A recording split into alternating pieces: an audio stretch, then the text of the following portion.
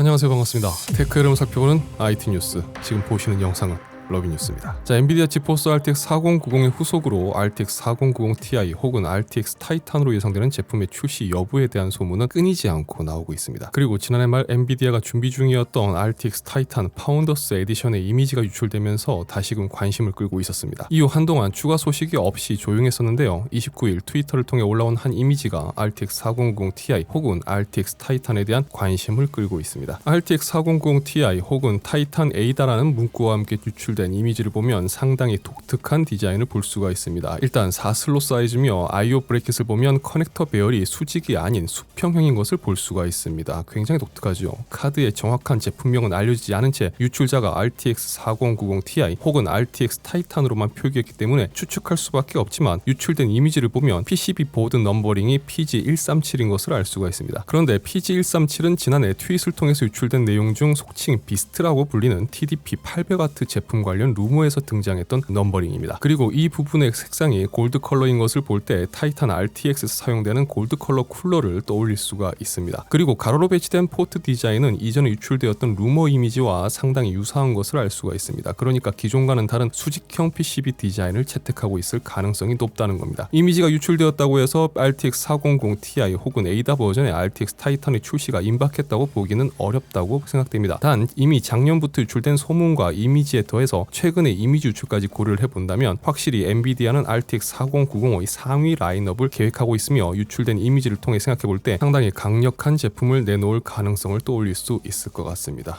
성능 면에서든 전기를 처먹는 부분에서든 강력할 것 같네요. 로이터 통신 및 블룸버그가 보도한 바에 따르면 미국은 네덜란드 및 일본과 고급 칩 제조 장비의 중국 수출을 제한하는 협정을 체결했다고 보도했습니다. 조 바이든 대통령은 지난 10월 중국의 군사적 기술 발전을 늦추기 위한 목적으로 미국 칩 제조 기술에 대한 접근을 제한한다고 발표했습니다. 이 발표 이후 중국에 대한 제재의 수위를 더 높이겠다는 행보로 해석해 볼 수가 있는데요. 네덜란드의 ASML, 일본의 니콘, 그리고 도쿄 일렉트론 등을 포함해 네덜란드와 일본에 기반을 둔 회사들의 중국에 대한 제조 장비 수출까지 제한하겠다는 겁니다. 일단 해당 보도 이후 네덜란드 외무부와 일본 경제산업성은 논평을 거부했습니다. 마찬가지로 니콘이라든지 도쿄 일렉트론도 공식적으로 발표된 내용이 아닌 부분에 대해서는 언급할 수 없다고 했다는데요. 미국의 지속적인 압박, 그로 인한 반도체 산업 부분에서 계속 발목이 잡히는 상황에 놓인 중국은 앞으로 어떤 행보를 보일까요? 올해 나올 것이 확실해 보이지만 언제쯤 나올지는 알 수 없는 제품이 있습니다. 바로 PCI Express 5.0 버전의 NVMe M.2 SSD입니다. 숙성될 대로 숙성된 고속 M.2 SSD들의 속도를 이제 초당 10GB대의 속도로 끌어올릴 것으로 기대되고 있는데요. 최근 커세어의 실수로 출시를 준비 중인 PCI Express 5.0 버전의 M.2 SSD MP700 관련 티저 영상이 공개되었습니다. 현재 티저 영상은 비공개로 전환되어서 확인할 수가 없습니다. 하지만 유출된 영상에서 나온 제품 이미지를 보면 SSD용의 팬이 적용된 방열판을 채택하고 있습니다. 발열이 그만큼 크다는 거겠죠. 유출된 내용을 기반으로 커세어가 밝힌 부분을 보면 최대 읽기 속도는 초당 10GB, 최대 쓰기 속도는 초당 9.5GB의 NVMe 2.0 규격을 채택하고 있으며 3D TLC 낸드 플래시 메모리를 사용하고 있다고 합니다. 이외 구체적인 출시 일정에 대한 언급 및 세부 스펙 부분은 확인되지 않았습니다. 어쨌든 티저 영상이 유출된 것을 보면 출시가 머지않았다고 볼 수가 있을 것 같네요. 인텔의 추락은 언제쯤 멈출까요? 최근 인텔은 2022년 4분기 실적을 발표했습니다. 그리고 실적 발표와 더불어 이날 주가는 10% 가까이 하락했습니다. 인텔이 발표한 실적은 암울했습니다. 4분기 매출은 140억 달러로 전년 동기 대비 28%가 하락했으며 2022년 전체 매출은 전년 대비 16%가 낮은 631억 달러, 2023년 1분기 전망 또한 전년 대비 40%의 매출 하락을 예상했습니다. 사업 내용별로 살펴보면 특히 CCG라고 부르는 클라이언트 컴퓨팅 그룹의 매출은 전년 동기 대비 36%가 감소, 영업수익은 82%나 감소했습니다. 데이터 센터와 AI 그룹의 매출은 전년 동기 대비 33%가 감소했으며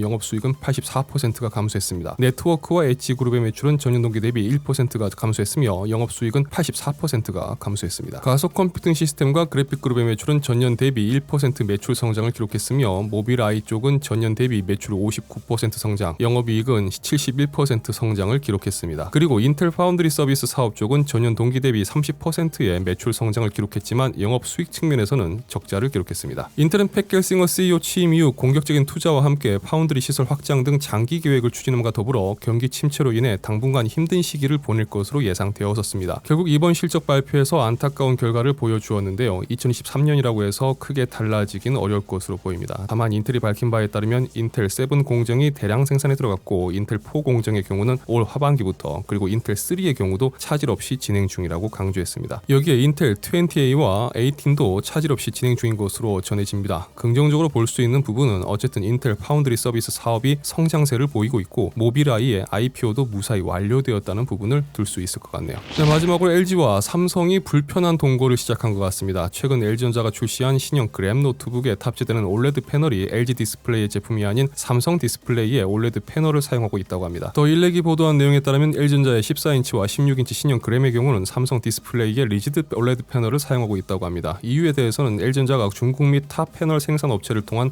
제품 수급보다는 지리적으로나 구매에 유리한 조건을 갖춘 삼성 디스플레이 제품을 선택한 것으로 보이며, LG 디스플레이에서는 현재 리지드 OLED 패널을 생산하고 있지 않으며 플렉시블 패널을 생산하고 있지만 이 플렉시블 패널 설비에서 리지드 패널을 생산한다고 하더라도 이럴 경우 리지드 패널 생산용 라인에서 생산한 것보다는 생산비가 높아지는 이유 때문에 리지드 OLED 패널을 생산하고 있는 삼성 디스플레이의 패널을 사용했을 것이라는 추측입니다. 뭐 어찌되었든 LG 그램에 탑재되는 삼성 OLED, 네, 뭔가 좀 재밌는 상황이네요. 자, 이번 영상은 여기까지입니다. 저는 다음 영상에서 다시 뵙도록 하겠습니다. 시청해주셔서 진심으로 감사합니다. 지금까지 아토였습니다. 행복한 하루 되세요.